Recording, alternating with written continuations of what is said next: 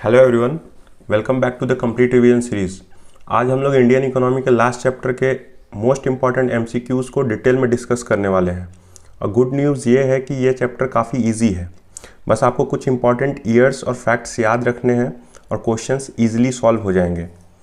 तो वीडियो को एंड तक ज़रूर देखना, क्योंकि मैं आपको एग्ज़ाम ओरिएंटेड अप्रोच के साथ सब क्लियर करने वाला हूँ। So let's get started. This is the first question.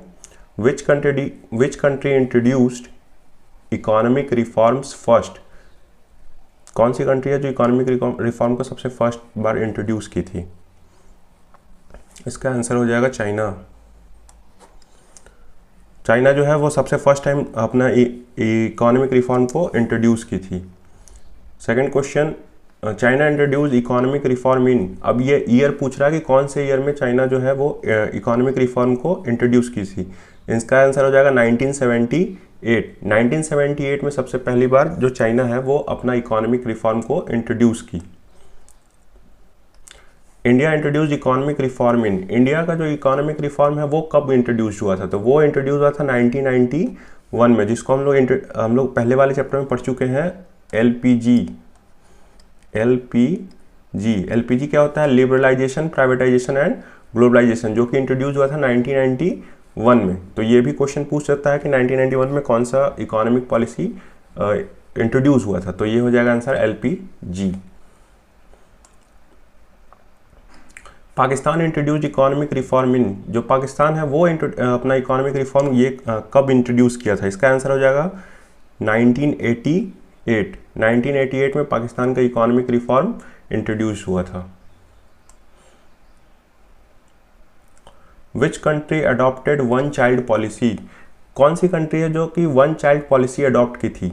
तो उसका आंसर हो जाएगा चाइना। चाइना जो है वो पॉपुलेशन काफ़ी ज़्यादा हो गया था वहाँ पे, इसके लिए वहाँ पे की जो गवर्नमेंट है वो वन चाइल्ड पॉलिसी को अडॉप्ट की थी, सो डैट की पॉपुलेशन बैलेंस्ड है, ज़्यादा ना बढ़े। इसके लिए वन चाइल्ड पॉलिसी को अडॉप्ट किया गया था चाइना में। तो इसका आंसर है China. Which country has the highest population among the three.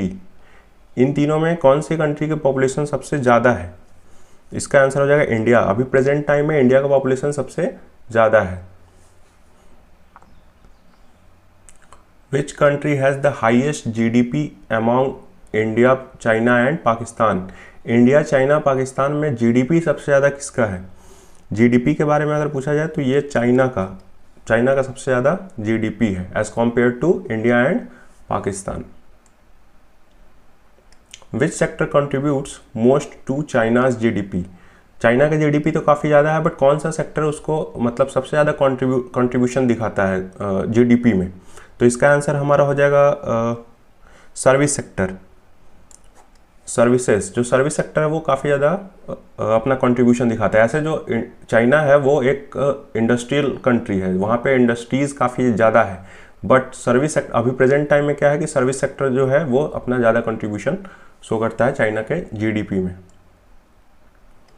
फिर which sector contributes most to India's GDP. India's GDP में सबसे ज़्यादा कंट्रीब्यूशन किसका है? इसका भी आंसर हो जाएगा सर्विसेज। सर्विस सेक्टर का कंट्रीब्यूशन सबसे ज़्यादा है जीडीपी में। स्पेशल इकोनॉमिक जोन्स, जिसको शॉर्ट में SEZ बोलते हैं, वर फर्स्ट इंट्रोड्यूस्ड इन। कौन सी कंट्री में सबसे पहली बार स्पेशल इकोनॉमिक जोन्स इंट्रोड्यूस किया गया था? इसका आंसर हो जाएगा चाइना। चाइना में सबसे पहले स्पेशल इकोनॉमिक जोन बनाया गया था। स्पेशल इकोनॉमिक जोन क्या होता है कि किसी भी एक रीजन को हम लोग वो करते हैं कि ये एरिया है, इसमें स्पेशल इकोनॉमिक जोन जैसे ये अगर बन गया तो इसमें क्या है कि गवर्नमेंट अपना जो पॉलिसीज़ है वो काफ़ी लिबरल रखती है। यहाँ पे टैक्सेस काफ़ी कम होते हैं, सो डैट कि यहाँ पे क्या हो, इन्वेस्टमेंट बढ़ सके, इस जगह का जो डेवलपमेंट है वो हो सके। डेवलपमेंट करने के लिए स्पेशल इकोनॉमिक जोन्स को मतलब किया था इंट्रोड्यूस। तो ये सबसे पहले चाइना इंट्रोड्यूस किया था। Which country showed fastest economic growth. तीनों कंट्री में कौन से जो कंट्री है वो फास्टेस्ट इकोनॉमिक ग्रोथ शो किया था? इसका भी आंसर हो जाएगा चाइना। चाइना का जो ग्रोथ है वो काफ़ी ज़्यादा था, 8 to 10% ग्रोथ देखा गया था। 8 to 10% ग्रोथ था चाइना का। क्यों? क्योंकि यहाँ पे इंडस्ट्रीज़ पे फोकस किया गया था काफ़ी ज़्यादा, इसीलिए इसका ग्रोथ काफ़ी ज़्यादा था। Per capita income is highest in, per capita income कौन से कंट्री का हाईएस्ट है? ये भी हो जाएगा चाइना। चाइना का इंडस्ट्रियल ग्रोथ काफ़ी ज़्यादा था, इसीलिए वहाँ का जो पर कैपिटा इनकम है वो सबसे ज़्यादा था।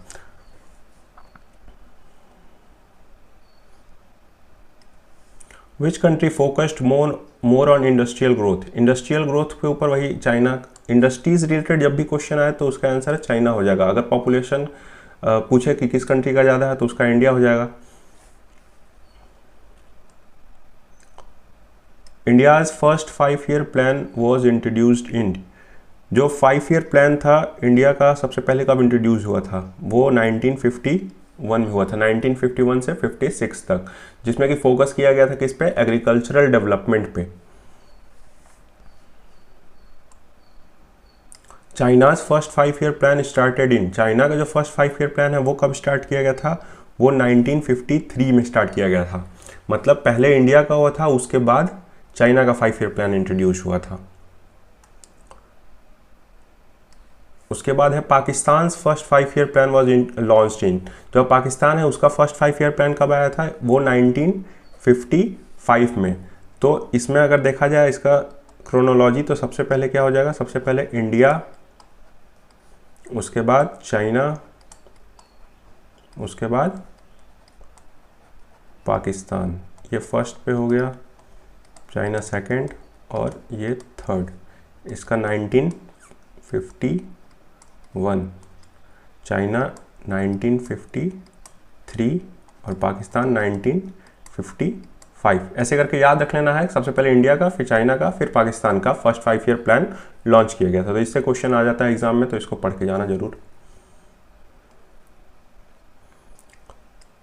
द ग्रेट लीप फॉरवर्ड, जिसको शॉर्ट में बोलेंगे GLF campaign in China was launched in, GLF campaign कब लॉन्च किया गया था चाइना में? ये हुआ था 1958 में। वहाँ के एक लीडर थे माओ, यही लॉन्च किए थे GLF कैंपेन। इसमें क्या था कि वहाँ के लोगों को कहा जा रहा था कि अपने घर के बैकयार्ड में क्या करना है कि इंडस्ट्रीज, छोटा मोटा कोई भी है, इंडस्ट्रीज को सेटअप करना है। इंडस्ट्रियलाइजेशन पे ज़्यादा फोकस किया गया था, इसलिए छोटा मोटा इंडस्ट्रीज को सेटअप करने के लिए बोला जा रहा था और कम्यून फार्मिंग के लिए बोला जा रहा था। तो ये है GLF campaign 1958। The main objective of great leap forward was, इसका मेन ऑब्जेक्टिव क्या था? तो इसका भी जस्ट हम लोग डिस्कस किए कि rapid industrialise and collective agriculture, वही है। इंडस्ट्रियलाइजेशन पे फोकस किया गया था, उसके बाद वही कम्यून फार्मिंग बोलो या फिर कलेक्टिव एग्रीकल्चर बोलो, सेम ही मतलब है। तो इस पे फोकस किया गया था ग्रेट लीप फॉरवर्ड कैंपेन में। Pakistan became independent in, Pakistan कब इंडिपेंडेंट हुआ था? 14 अगस्त 1947। जैसे हम लोग 15 अगस्त 1947 के, उससे एक दिन पहले पाकिस्तान का इंडिपेंडेंट मनाया जाता है 14 अगस्त 1947।